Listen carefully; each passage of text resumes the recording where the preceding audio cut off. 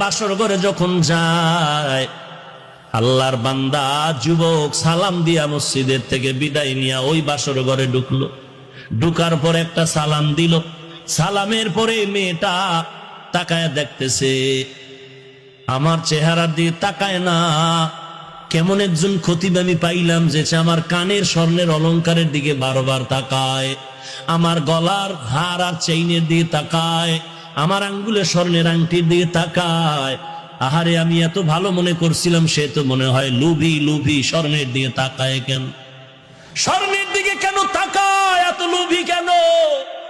মোটামুটি যুবক কথাটা আঁচ করতে পেরে ডাক দিয়া কয়, বিবি আমার, তুমি আমার নতুন স্ত্রী হয়েছো, মনের মধ্যে খারাপ কোনো ধারণা নিবা না। আমি তোমার চেহারা না দেখিয়া আমি স্বর্ণের দিকে তাকায়া দেখি, কারণ আমি মাওলা পাকের কুদরত দেখতেছি।